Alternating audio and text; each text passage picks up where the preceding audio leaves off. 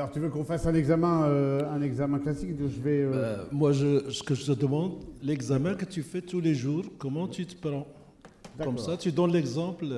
Alors, comment je m'y prends? D'abord, avant que la patiente soit sur la table, on a préparé ses antécédents. Je la vois, elle est assise devant moi, je lui pose un certain nombre de questions sur les grossesses précédentes, ce qui s'est passé, s'il y a des pathologies dans la famille, s'il y a des pathologies, si elle-même a des pathologies ou si quelqu'un dans son entourage ou ses premiers enfants a des pathologies, pour savoir où je vais et ce que j'ai à chercher éventuellement en plus. Ok, là, j'ai rien de particulier.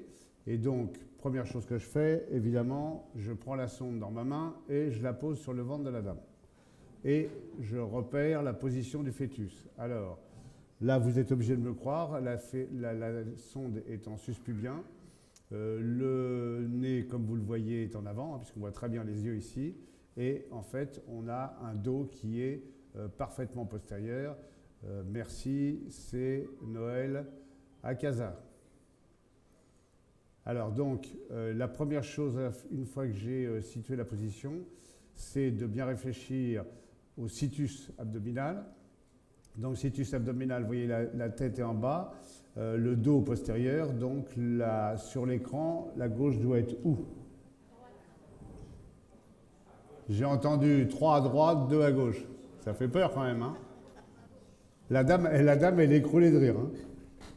Elle dit, bah ça, je suis avec une équipe de bras cassés, là. Alors réfléchissez, ok, réfléchissez, et forcément, si la tête est en bas, la gauche est à gauche de l'écran. Et donc, vous voyez tout de suite qu'on a parfaitement l'estomac qui est à gauche, on a l'aorte qui est à gauche, on a la veine cave inférieure qui est à droite, et bien évidemment, au milieu, on a la veine ombilicale, et on va aller chercher la vésicule, qui doit être par ici. Pour l'instant, je ne la vois pas, mais on la verra tout à l'heure. Ce n'est pas indispensable pour l'instant. Une fois que j'ai fait ça, je remonte au niveau du thorax. Et au niveau du thorax, je regarde la position du cœur. Alors, je me mets en réglage cœur si on veut, mais enfin, ce n'est même pas indispensable pour l'instant. Ce qui m'intéresse, c'est la taille du cœur. Il est pas plus de la moitié du thorax, c'est bien. Les 2 tiers du cœur sont dans l'hémithorax gauche, 1 tiers est dans l'hémithorax droit. Ensuite, je regarde les parois du cœur, sont-elles d'épaisseur normale ou pas? Oui, elles le sont. Et ensuite, l'axe du cœur, c'est entre 30 et 45 degrés à gauche. L'axe du cœur est tout à fait correct. Okay, donc maintenant, c'est très important parce que j'ai effectivement une certitude sur la latéralisation de ce fœtus. Et donc, même si je tourne ma sonde pour me mettre dans des conditions plus faciles dans certaines conditions, je ne vais pas avoir de problème d'interprétation du côté de la sonde. Alors ensuite, il faut avoir un petit poil d'opportunisme, c'est-à-dire que ces bébés ne font pas absolument toujours ce qu'on veut quand on veut. Okay, donc, c'est vrai que mon ordre habituel, c'est de commencer par la tête, pour aller ensuite vers le pôle caudal et puis les extrémités, mais je peux très bien changer mon fusil d'épaule si la position du fœtus fait que ça y est, ça sera plus rapide et plus efficace de commencer par le pôle caudal, par exemple, par les extrémités, j'en sais rien. Donc évidemment, quand on est au niveau de la tête, on regarde la boîte crânienne, hein, on l'a bien dit hier. On regarde les structures intracérébrales et vous voyez qu'ici on a un plan de coupe qui est le plan de coupe du BIP, on mesure. Donc moi je fais toujours 2 clichés séparés pour BIP et PC, c'est une vieille habitude que j'ai, donc je me porte bien. Une fois que j'ai fait ça, je vais regarder maintenant d'abord une première chose qu'on ne veut surtout pas oublier, c'est la veille sylvienne, on en a parlé hier. Okay, et la veille sylvienne, vous voyez qu'elle est ici. On voit évidemment la veille sylvienne distale. Elle est en forme de pisse qui, compte tenu du terme, vous voyez qu'il faut avoir un strabisme divergent pour regarder en même temps la veille sylvienne et le terme qu'on a indiqué ici. et voir qu'effectivement on est à 28 semaines et que donc cette vallée sylvienne commence à se percluser, ce qui est parfaitement normal. Ici, on voit déjà d'ailleurs des sillons temporaux. Alors, toujours en fonction de ce qu'il veut bien nous présenter, on n'est pas super bien placé pour le cervelet, mais on le voit quand même pas mal du tout. On a, comme je vous l'ai dit hier, ce repère du V4 là, qui est extrêmement important, le vermis qui est ici, et on va mesurer ici le diamètre transverse du cervelet. On est, pour l'instant, si je peux, voilà, je peux mesurer la grande citerne si vous voulez. Ok, grande citerne, ligne médiane, face postérieure du vermis, face antérieure de l'écaille occipitale. Une fois qu'on est là, on est comment? On est très bien pour voir le visage. Okay, on voit très bien le nez avec le maxillaire et la lèvre supérieure. Au passage, on voit quelque chose qui bat devant parce qu'il est en train de téter son cordon. Et ici, la lèvre inférieure, vous voyez, les bouches, c'est absolument parfait. Alors maintenant, je me mets de profil. Sur le profil, évidemment, je vois que ce profil, et là, je suis vraiment dans le profil subjectif, on va revenir après à un profil objectif, mais on voit que l'encelure nasale est normale, le nez est normal, la lèvre supérieure correcte, lèvre inférieure correcte, et il n'y a pas de rétrognatisme. Je profite du fait qu'il est toujours dans cette position pour regarder les yeux. Et là, on voit très bien les deux yeux, on voit très bien les deux cristallins, et donc on est tout à fait tranquille et on a parfaitement éliminé une cataracte. Et puis, on est dans une bonne position pour très bien voir le palais. Voilà, on voit le bord postérieur du palais ici, avec les apophyses ptérygoïdes, donc on est tout à fait tranquille. Au passage, on voit la langue, et on voit que la langue est bien intrabuccale et qu'elle s'arrête, vous voyez ici, au niveau de la mandibule. Pour l'instant, on est un tout petit peu juste pour faire du 3D. Je vais essayer voilà, de voir la ligne médiane. Alors, on voit déjà pas très... Oui, on voit plutôt très correctement le cervelet. On voit très correctement le corps calleux, cavité du septum pellucidum. Tout ça est tout à fait bien en place. Donc, j'ai un peu fait le tour de la question ici, sauf que je voudrais bien voir au moins une oreille. Ah non, ça ne m'arrange pas du tout, là, la lumière, là, comme ça. Donc, là, vous voyez la lumière, la lumière. Vous voyez l'oreille ici. Au-dessus de l'oreille, vous voyez des petits traits comme ça. Ça, c'est des cheveux. Je ne sais pas si je vais arriver à voir l'autre oreille.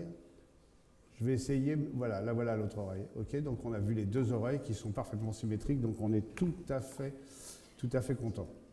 Alors ensuite je descends, je passe par le cou rapidement, ok, et si je passe par le cou sur une coupe sagittale, je vois bien évidemment la trachée qui est ici en plein milieu, ok, et derrière la trachée, on voit, vous voyez une structure qui est feuilletée, qui est évidemment l'œsophage, et on va regarder l'œsophage comme on le voit bien là, et voilà, on le revoit ici parfaitement, et il faut, ce qui est très important, c'est de le voir, voilà, dans la région inter-aortotrachéale, puisque 90% des atrésies sont à ce niveau-là.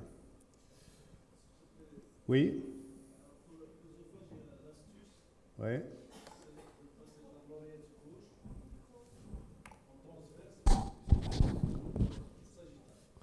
Ah, c'est quelqu'un. Oui, il y a quelqu'un qui a dit ça hier, je n'avais pas très bien compris pourquoi c'était. Alors, est-ce que ça me va? Je ne fais pas cette technique, mais je suis tout à fait ouvert.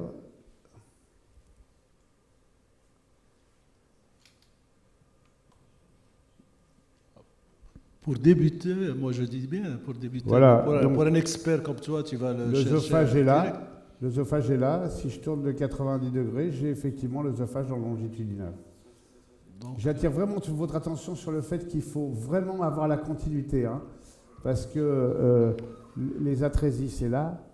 Les atrésies, c'est là, et donc ça peut être difficile. D'ailleurs, Un petit détail, je crois que j'en avais déjà parlé hier. Vous voyez, là, on le voit très très bien, l'œsophage. J'en avais parlé hier, le pouch signe, quand on est sur une grossesse assez jeune, c'est-à-dire aux alentours de 24-25, quand on commence à nous dire tu peux vérifier qu'il n'y a pas une atrésie de l'œsophage, il faut être extrêmement patient parce qu'à ce terme-là, ils ne déglutissent pas encore beaucoup et ça vaut le coup d'être patient. Pour la technique, j'ai un retour micro là qui est un tout petit peu désagréable. Si on peut améliorer ça, ça serait sympathique.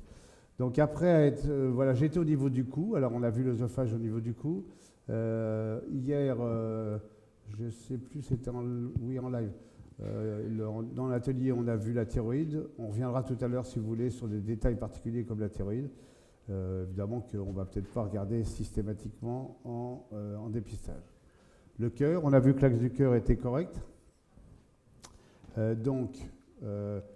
Ici, on a une coupe 4 cavités. On voit tout de suite qu'on a déjà 2 veines pulmonaires inférieures. Donc, on a éliminé le retour veineux pulmonaire anormal total. Ensuite, vous avez les 4 cavités avec ici un ventricule qui est long, qui est lisse, qui est à la pointe du cœur, qui a vraiment des caractéristiques du ventricule gauche. Un ventricule qui est triangulaire, irrégulier, avec surtout la pointe qui est obturée. Regardez là. On voit très bien, c'est ce qu'on appelle la bande modératrice ici, et ça c'est caractéristique d'un ventricule droit. On voit très bien les valves auriculo-ventriculaires, on voit très bien qu'elles sont décalées, regardez, touc, touc, touc, ok, donc ça c'est parfait. Donc maintenant, une fois qu'on a fait ça, donc on a mis en place les 4 cavités, qu'on a mis en place la concordance auriculo-ventriculaire, on va s'intéresser au gros vaisseau. Mon examen du cœur part toujours de l'abdomen pour remonter vers la tête fœtale. Donc quand je dis monter, c'est aller vers la tête fœtale. Pas de problème. Nous avons un petit éternuement. Voilà, donc on continue l'examen. Donc premier des vaisseaux en se dirigeant vers la tête. Vous avez un vaisseau ici qui a des bords parallèles, qui se dirigent plutôt vers la droite. Je présume qu'il s'agit d'une aorte. J'ai bien dit je présume qu'il s'agit d'une aorte. Je ne vais affirmer mon affaire que une fois que j'ai continué la montée vers la tête fœtale, eh bien je vois un vaisseau qui va de l'avant vers l'arrière et surtout qui se bifurque. Okay, donc c'est une artère pulmonaire, c'était bien une aorte avant, donc j'ai bien une concordance VG aorte, VD artère pulmonaire égale, il n'y a pas de transposition des gros vaisseaux. Alors en ce qui concerne ce cœur, on peut encore faire des choses plus détaillées. On va d'abord pouvoir... l'œsophage, là c'est un scandale tellement on le voit bien. Hein. Regardez. Vous le voyez? Oh! Vous dormez? C'est sûr? Alors, d'abord une coupe bicave, hein. Veine cave inférieure, veine cave supérieure, oreillette droite. Et puis ici, on est sur une coupe petit axe, et surtout sur cette coupe petit axe, vous voyez très bien ici, là, donc regardez, hop, hop, 2 feuillets, comme une bouche de poisson, comme une mitre d'évêque. Donc c'est une valve mitrale. Le feuillet qui est interne ici ne s'insère pas sur le septum, donc on est bien sur une valve mitrale. Si je dis valve mitrale et que je retourne de 90 degrés, c'est bien celle qui correspond au ventricule que j'avais identifié comme ventricule droit. Donc on est tout à fait... Ventricule gauche. Le ventricule gauche, évidemment. On est tout à fait correct et bien placé. On peut voir de temps en temps des petits détails qui sont intéressants. Ici, le sinus coronaire. Donc, on en avait parlé hier. Sinus coronaire dilaté égale, je regarde s'il y a une veine cave supérieure gauche, égale, je me dis attention, retour veineux pulmonaire. Ok, on peut voir ici les valves aortiques. Et on voit qu'en fait, on a 3 feuillets. Il y en a 2 qui sont comme ça, et l'autre ici, on est tangentiel. Okay, ça ressemble à une étoile d'une marque célèbre allemande, Deutsche Qualität. Donc voilà, je pense qu'on a fait un examen du cœur qui est tout à fait satisfaisant. Alors maintenant, on peut mettre du Doppler pour faire la coupe des 3 vaisseaux et de la trachée. Ok, voilà. Donc on a les 3 vaisseaux. Donc évidemment l'artère pulmonaire, l'aorte, ici la veine cave supérieure. Là, on est juste un poil en dessous de la trachée avec le début de la carène bronchique. Et bien évidemment, ces 2 gros vaisseaux sont du même sens au niveau du Doppler et pointent à gauche du rachis. C'est normal puisque tout ça va ensuite descendre vers l'aorte descendante qui est bien sûr à gauche du rachis. Bien vu? Alors on peut diminuer un peu la fréquence. Non, ça ne vous apporte pas grand-chose. Comment? Alors bien sûr, on a vu en avant question. ici des gros vaisseaux, on a vu le thymus. Jean-Philippe, Oui. il y a une demande à la salle. Il est là le carnet. Monsieur, est-ce que vous pouvez bien nous expliquer les manœuvres que vous avez Non, faites? il faut avoir un micro parce que j'entends pas. J'y suis. Oui. Vous m'entendez? Oui, ça va très bien. Voilà. Donc, s'il vous plaît, les coupes que vous venez d'avoir là, est-ce qu'on peut avoir les manœuvres que vous avez faites pour les obtenir? Regardez. Merci. Enfin, je vous commande ce que je fais avec ma main. Ma main part et au niveau de l'abdomen. Ma main glisse très légèrement en faisant becquer la sonde vers la tête du fœtus, donc vers le bas. J'arrive à la coupe des 4 cavités. D'accord? Coupe des 4 cavités. Ensuite, coupe du départ de l'aorte. Ensuite, coupe de l'artère pulmonaire. Et ensuite, coupe des 3 vaisseaux et de la trachée. C'est-à-dire, c'est ce que je vous ai montré hier avec la vidéo, c'est une analyse segmentaire qui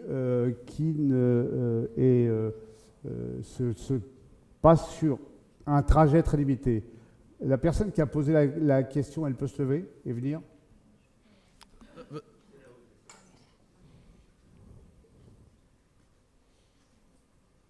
Avec le micro. Voilà, venez de l'autre côté, là. Je refais la manœuvre et vous allez la commenter pour vos copains.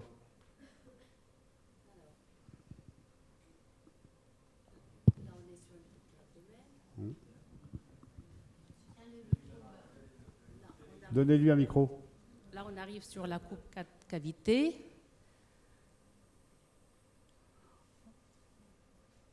Voilà. On va passer rapidement sur VG aorte. Et la VD artère pulmonaire. Là, c'est vers le canal artériel. Coupe 3 vaisseaux. On voit bien la bifurcation avant. La 4 cavités, sinus coronaire. Vous avez vu ma main bouger? Non. Voilà, je l'ai mystifié. Mais tout à l'heure, je vous avais vu faire le tour, tourner autour. Alors, donc là, ce qui est important, ce que je voulais vous dire, c'est qu'il ne faut pas se servir de sa sonde comme d'un plumeau. Okay, vous avez à ce terme-là, 28 semaines, un cœur qui est un tout petit peu plus gros qu'une olive. La sonde elle-même, elle doit faire 1,2 cm, 1,3 cm de surface de contact avec l'abdomen. Donc vous n'avez quasiment pas à la bouger. Vous faites un peu becquer la sonde, vous glissez, mais extrêmement limité. Okay, donc choisissez bien votre plan de départ. Et après votre plan de départ, vous y allez tout doucement. Okay, vous donnez des tout petits mouvements d'orientation pour être bien dans suivre le vaisseau que vous voulez, mais c'est fin, c'est doucement, voilà, doucement. Et puis après, effectivement, si je veux être petit axe, eh ben, je tourne ma sonde tout simplement de 90 degrés pour être dans le petit axe. D'accord? Le petit axe, vous êtes d'accord avec moi qu'il est orthogonal par rapport au plan des 4 cavités. Ça va? Alors, quand on n'arrive pas à voir la pointe vers le haut, quand on n'arrive pas à voir la pointe vers le haut, d'abord, si on a... Ça va ou pas? Bon. Si on n'a pas la pointe vers le haut, parce qu'on a le dos qui est en avant, par exemple, eh ben, il faut, pour l'instant, certainement pas s'occuper du cœur. vous allez vous embêter, vous n'y arriverez pas, donc faites autre chose. S'il a pas la pointe en avant qu'il a au fond, qu'il a vers le fond, et bien à ce moment-là, vous serez très à l'aise pour voir le rachis, les reins, les organes génitaux, l'anus, tout ça, vous pourrez le voir très facilement. Et puis, il va peut-être bouger dans l'examen, ce qui vous permettra de compléter votre examen. Et puis, s'il ne bouge pas dans l'examen, vous lui l'envoyez faire un petit tour, vous lui dites de manger quelque chose de sucré, et puis il y a toutes les chances que les choses s'améliorent. Vous pouvez tenter le coup de la faire basculer d'un côté ou de l'autre. Parfois, ça marche un peu quand on veut gagner 10 degrés de rotation du fœtus, mais en dehors de ça, il ne va jamais se retourner complètement si vous, la faites juste tourner un peu sur le côté. OK? Merci. On continue? Alors ici, vous avez mal au dos. Attendez, c'est parce que vous êtes super cambré. Non, mais vous allez vous mettre du... Ça va? Bon, allez, on avance. Tu as encore 5 minutes, mon cher Philippe, parce qu'on a d'autres personnes. D'accord. Donc je finis vite et puis la dame sera contente que je finisse. Oui, attends, je le montrerai avec une autre personne parce que la patiente est ethniquement parlant très, très cambrée et donc elle est sur la table, elle n'est pas très à l'aise. Donc je répondrai tout à l'heure à ta question, mais avec une autre patiente. Ici, on est au niveau du périmètre abdominal, hein. On est bien au niveau de la veine portale principale. Ici, on a le pied du diaphragme. Ici, on a l'estomac. Donc, on mesure comme on l'a vu hier, ça, tranquillement. Voilà. OK, on continue. On continue alors. Par pitié, mettez du Doppler au niveau de la vessie pour voir les artères ombilicales. Tac, voilà, vous êtes tranquille. Ça, c'est bien la vessie, c'est certain. OK. Ici,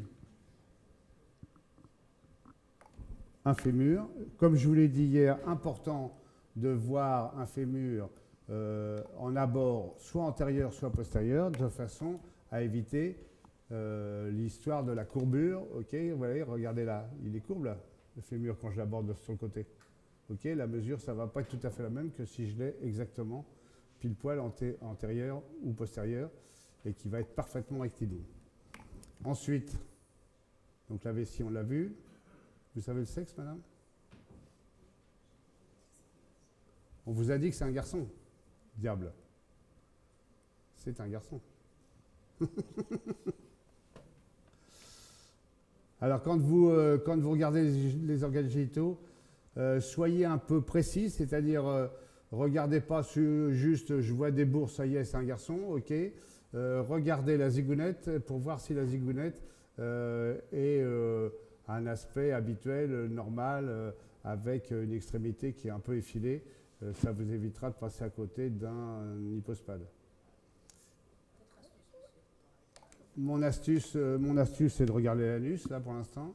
Quand on n'arrive pas à le voir, il faut attendre. Il faut faire bouger la dame, il faut jusqu'à temps qu'il veuille bien nous montrer sa stricte intimité. Ici, n'oubliez jamais le placenta. OK, ça coûte pas cher, ça peut rapporter gros.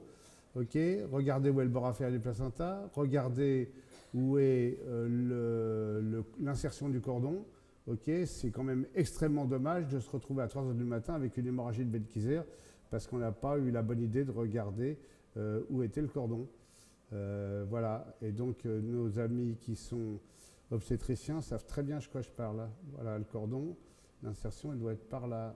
Tac, voilà, derrière la jambe. Ensuite, pour finir vite, pied. Là, voilà, on arrive à voir les 5 orteils, là. Là, on voit l'autre pied. On voit que l'orientation des pieds est tout à fait bien. Là, je vais lui faire gentiment une coupe. J'espère que ça lui fera plaisir. Tenez bon, madame. Je dis ça, non.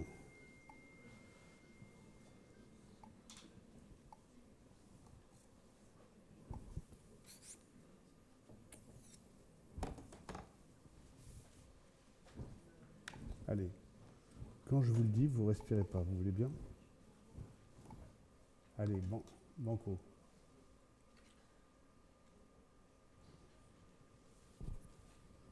Vous voyez, tout à l'heure, je ne pouvais pas faire une face correcte. Là, voilà, je peux faire une face correcte.